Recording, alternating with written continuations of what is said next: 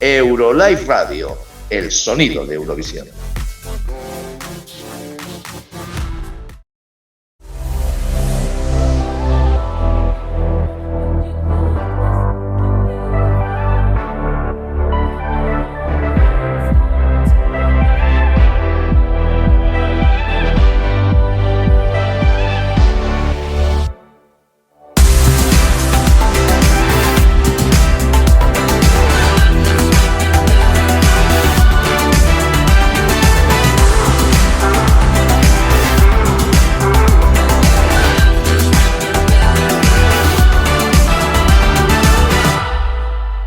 Welcome back for another year, Gustav. It's a pleasure to have you with us for another season in MelodiLive for Melo Podcast. Thank you very much for being with us. Hola a todos, hablo en inglés, lo siento porque mi español es muy mal, pero I'm very happy to be here. First of all, how are you and what has changed in your life in the last year? Well, I'm great. Thank you for asking. I've been working yet again as last season for SVT on Melopedia, the encyclopedia of Melodifestivalen, which is a big project that we started about 1 year ago, and it's half finished, I would say. But it's very useful according to a lot of people already. So I'm very happy about that, and we're continuing to make improvements. Okay, so Gustav, how is the work of Melopedia going? We've been what we've been improving since last season. If you used it last season, you will recognize a lot of things, but the website is much faster technically. It was extremely slow just to load the pages last year, and now it will not go down as soon as we have a broadcast because of the traffic load and so on. So it will be much more useful and less frustrating. And apart from that, we haven't had the time this year to develop and add more historical information, just a little. But the 2023 information is there in a very thorough way. So I'm relatively happy, and it's a long-term project, so it's going to be extremely great when it's finished. And the website is, of course, melopedia.svt.se. Okay, thank you, Gustav. So we are going to ask you about novelties of Melfest 2023. Yeah. Okay, so first question is, what do you expect from this edition of Melodifestivalen 2023? And another question is, what is new in this edition of Melfest? Well, from this year musically, I know that the music is very open, folksy, strong melodies, bangers, stompers, that kind of stuff. So it will be very easy to access the music this year, I believe. And I think that Eurovision fans will like this. It's not narrow and difficult, but very, floor fillers and music that you can start to sing along to easily. Also, we have more foreign artists than we usually have. We have 3 foreign acts. So it would be interesting to see what happens there. And just a great party. And it's always very exciting to see what will happen in the contest. Of course, Loreen is in. So many different things to look forward to. Okay, so about what's new this year, there are some news compared to last year in Melodifestivalen. The main thing is probably that the semi-final has got itself a revamp in the competition format. Last year, in 2022, there were 2 halves in the semi-final, and the entries in these halves, 4 entries each, were competing against each other, but it was like 2 different competitions. But this year, they are all competing against each other. It's like a heat, basically. And we will know the points in the semifinal. So it will be very open. We will see all the facts. It will probably be felt like a fair competition format. So that's probably the most important change from last year. So, okay, thank you, Gustav. So, the hosts are the charming Farah Abadi, who hosted last year too, and Jesper Rondal, his first time as a host for the festival. So, what are the criteria for choosing them? Well, the hosts of Melodifestivalen are always chosen by the project managers and the management at SVT for Melodifestivalen, and it's a business in its own to choose hosts for TV shows, and it's basically that kind of process where they are testing different names and brainstorming who would be the right fit for this TV show. But this year it was relatively easy, I believe, because Farah Abadi, she was actually not a host last year. She was a sidekick formerly. But she was so great as a sidekick that she eventually turned into effectively another host alongside Oscar Sia. So since she was so great, now she gets to be a host in name and not only practically. So I believe that was a fairly easy choice for the management. And then they just needed to add another one to change things around. And this time it's Jesper Rönndahl. He's a comedian, and he has really had nothing to do with Melodifestivalen previously. He has been hosting a lot of shows and a comedian. So I believe that the direction will be a lot of comedy in the hosting this year. So, thank you. The next question is the SVT share on its social channels as a first shot of the new stage. Can you tell us more about it? So the stage is actually relatively similar to the last year, the stage of last year. It's a big stage. They have removed the second stage from 2022 that were in the middle of the arena in the audience. But they have a big stage, they have a stair up to the stage, which is a little bit different, and they changed the LED screens around a little bit. But the Victor Brattström, who creates the stage, actually says that we are trying to recycle stuff. So recycling has reached the Melodifestivalen stage mindset at this point. But it seems it's supposed to be, of course, as always, a stage that can change completely between the different performances, including interval acts. So they say that it should have 30 different looks. Okay, so thank you. Another question related with the songs. Regarding the 28 songs, which songs will we find this year? Well, we have a few names that stands out. I suppose Loreen is the obvious one. She's has the last starting position in the last heat. So she's the first one ever to have the last starting position in the last heat, because she had that position in 2017 as well. So that says something about her star quality, because she put the act that has the biggest expectation on that position. We also have Jon Henrik Fjällgren. He was the Sami guy who's Joy King, and he has always been very successful, and he's back. And several other really successful acts that always makes it to the final. Mariette, Victoria, Tone Sekelius is also back, and she has been extremely popular since her debut last year. So yeah, a lot of interesting stuff. Marcus and Martinus also.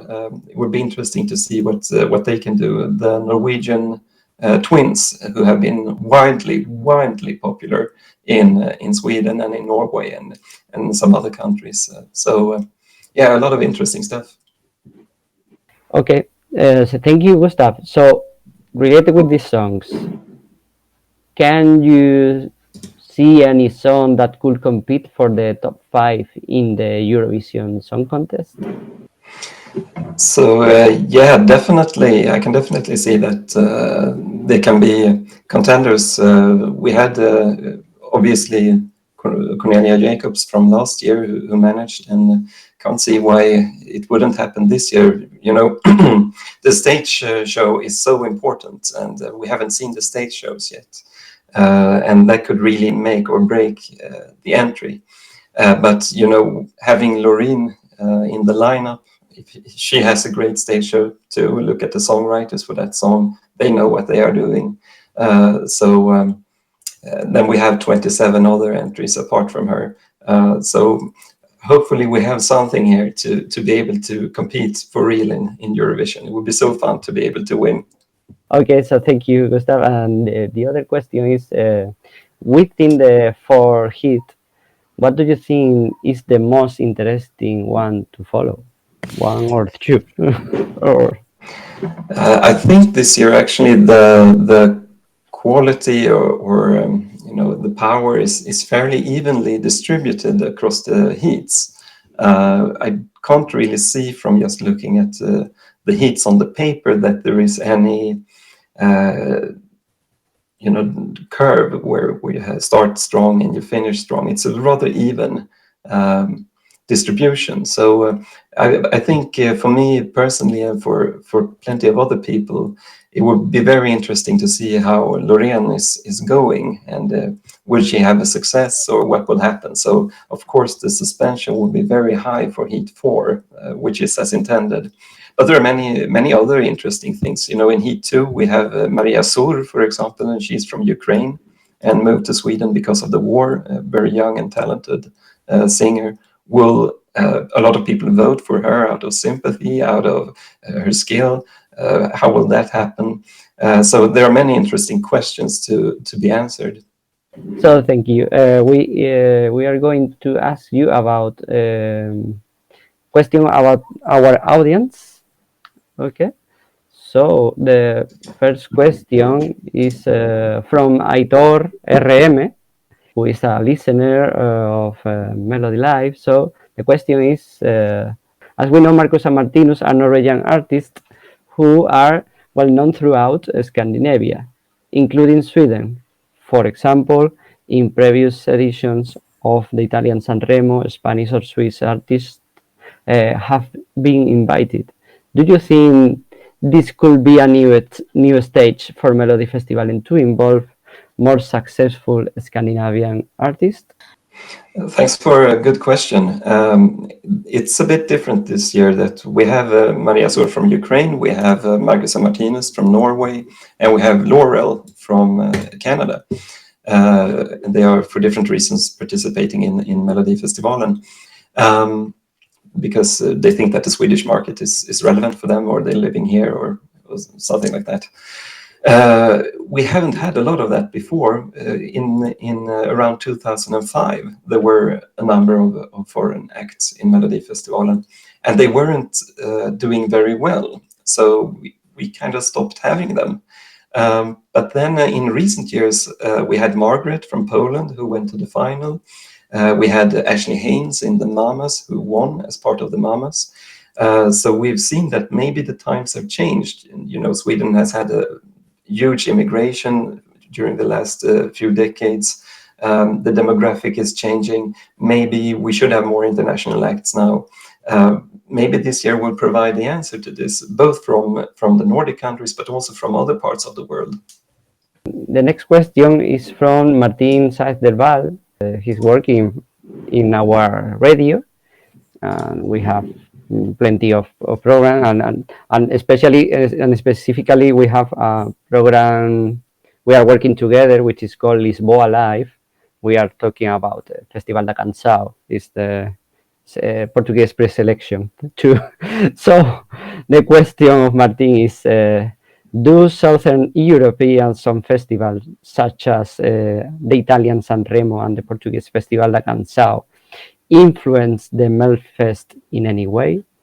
Particularly, these two festivals select the songs with the purpose of representing the national music industry.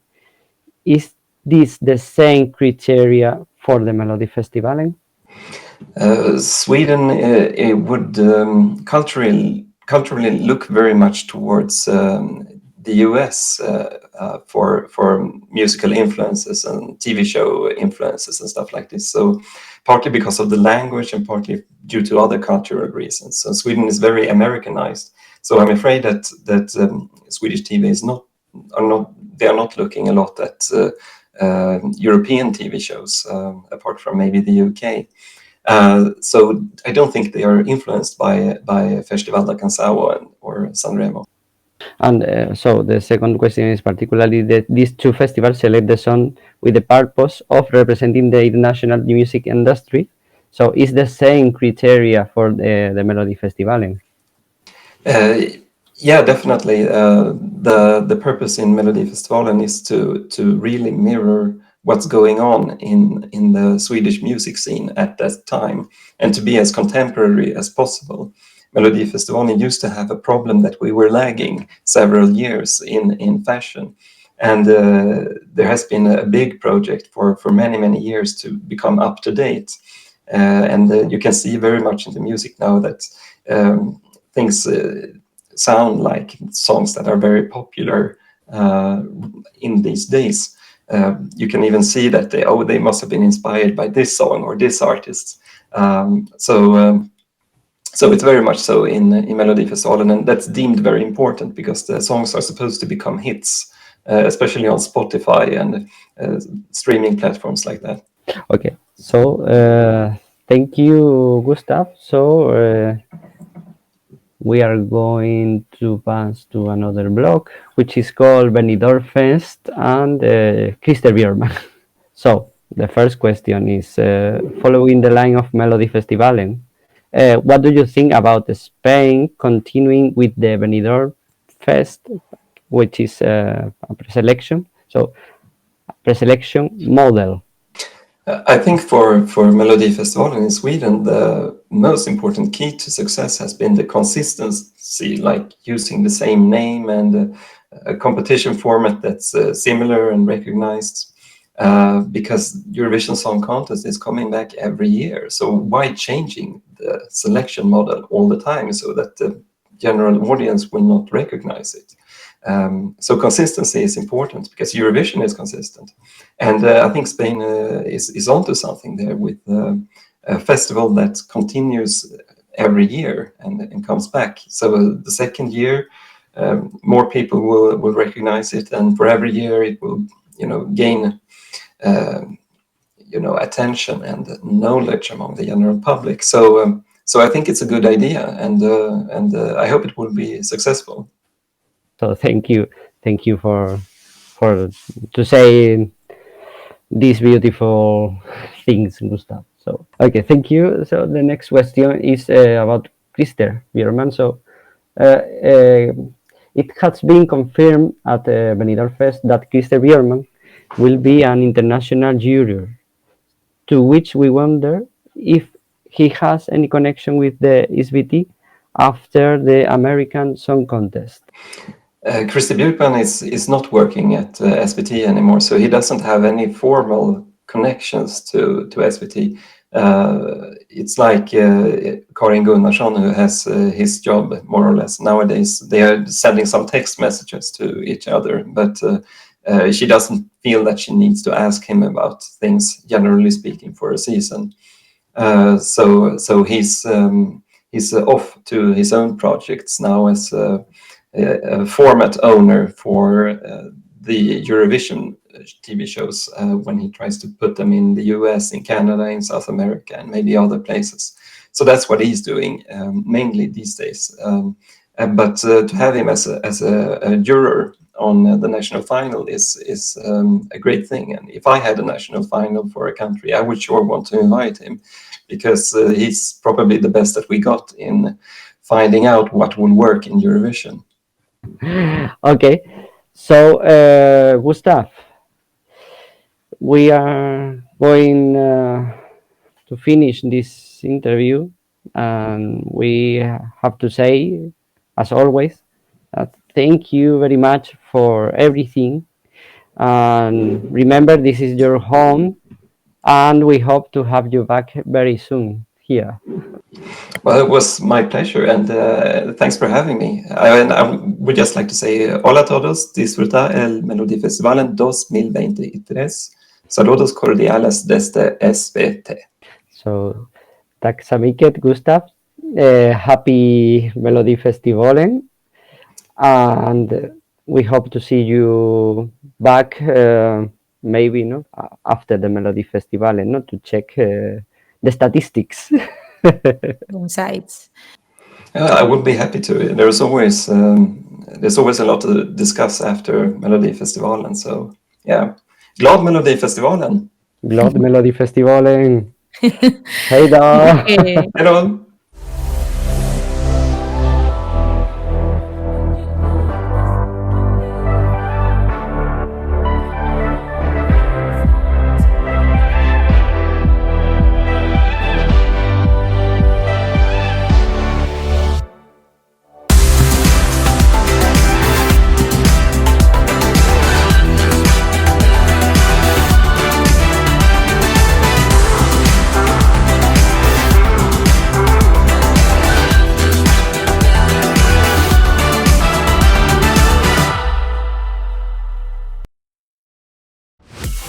Eurolive Radio, el sonido de Eurovisión.